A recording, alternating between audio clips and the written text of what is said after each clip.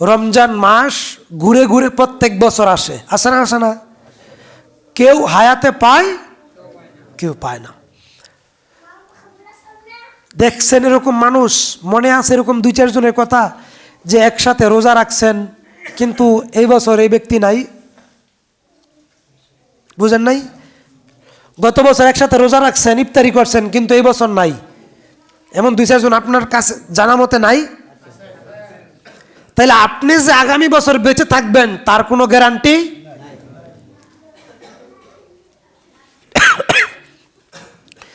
রমজান আমাদের মধ্যে আসে হেদায়াতের বার্তা নিয়ে, রহমতের বার্তা নিয়ে, ক্ষমার বার্তা নিয়ে।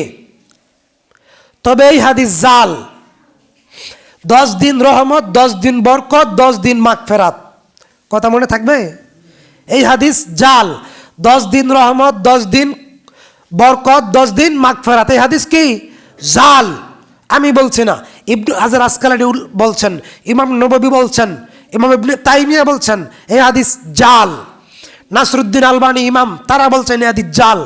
রমজানের পুরা 30 দিন রহমত, বরকত, ক্ষমা, নাজাত। সুবহানাল্লাহ পড়েন। এজন্য যাদের দাড়ি নাই এই রমজানে চিন্তা করেন, এটা আপনার জীবনের শেষ রমজান হইতে পারে। রমজান হেদায়াত আপনার জীবনে। রমজান শব্দের অর্থ কি কে বলতে পারবেন? বান্দার পাপ পুরে ছাই করে দেয়, এর নাম রমজান। বলেন সুবহানাল্লাহ। আপনার জীবনের যা পাপ আছে এগুলো পুরে ছাই হয়ে যাবে, আপনি নিষ্পাপ মাসুম বেগুনা হয়ে যাবেন এই রমজান মাসে। তবে ঘরে যদি তালা লাগায় আপনি একা একা খান, তাহলে কি আপনার পাপ পুরে ছাই হবে? না, কষ্ট করতে হবে, নেক আমল অর্জন করতে হবে। এজন্য বলতেছিলাম রমজান হেদায়াত নিয়ে আসে। কি নিয়ে আসে? হেদায়াত। এমন ব্যক্তি আছে না যে চিন্তা করে ইনশাল্লাহ এই রমজান থেকে আর দাড়ি চাচবো না, নামাজ ছাড়বো না? এমন লোক আছে না? আছে না? নাই?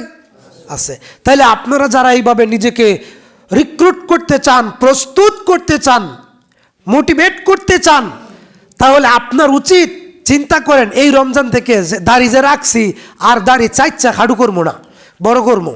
আর যারা দাড়ি রাখি নাই তারা দাড়ি রাখবো। যারা বিড়ি খাইতাম তার আল্লাহর সন্তুষ্টির জন্যে সারাদিন রোজা রাখা মাগরিবের পর একটা টান দিয়ে ওই ছাড়বেন ইনশাআল্লাহ। দিবেন? দেওয়া যাবে না।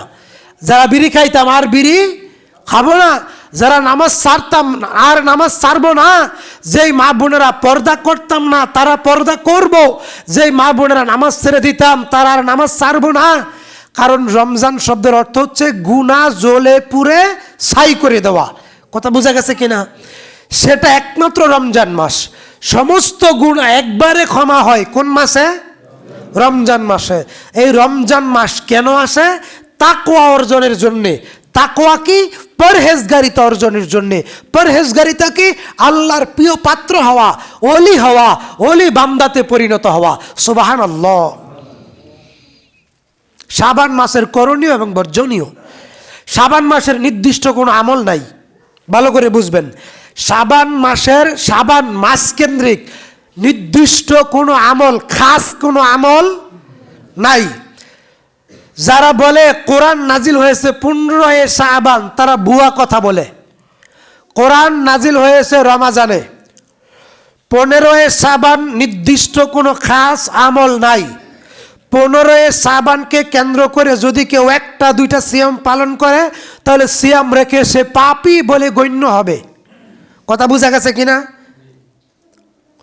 শাবান মাসে আল্লাহর নবী বেশি বেশি রোজা রাখতেন।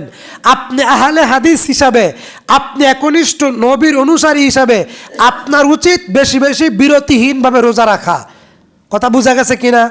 তবে রমজান 15 শাবান, 13, 14, 15 তারিখ অথবা 15 শাবানকে কেন্দ্র করে হালুয়া রুটি খাওয়া, মিষ্টি খাওয়া, সারা রাত্র তাহাজ্জুদ পড়া, আবার পরে ফজরের নামাজ না পড়া ইত্যাদি সব কিছু কি? বিদআত, পাপের কাজ। এটা আহলে হাদিস ওলামায়ে কেরাম যেমন বলে, হানাফিদের বড় বড় আলেম যারা, বড় বড় পরহেজগার উচ্চ শিক্ষিত আলেম যারা, তারা সবাই বলে। 2-4 জন পাতি মৌলবি বাদে। কথা বোঝা গেছে কিনা? তাহলে আমরা কি করব? অন্তত পক্ষে যেহেতু এটা প্রথম সপ্তাহ, সোমবার বৃহস্পতিবার প্রত্যেক সপ্তাহ, তাহলে 4 সপ্তাহে 8টা, তারপরে আরবি মাসের 13, 14, 15 3টা, 3 আর 8 কত? 11। কমপক্ষে এই শাবান মাসে আপনি 11টা রোজা রাখবেন ইনশা। আর যদি পারেন তাহলে আর বেশি বেশি রাখবেন, আর যদি না পারেন তাহলে 2, 4, 5টা যেই কটা রাখেন সেই কটা রাখবেন। তবে খাস করে 15 শাবান রাখলে বিদাত হবে। কথা কি বোঝা গেছে কিনা? বোঝা গেছে কিনা? তাহলে শাবান মাসের এই হচ্ছে আমল। আল্লাহ তাআলা আমাদেরকে সে আমলগুলো করার তৌফিক দান করুক, আমরা বলি আমিন।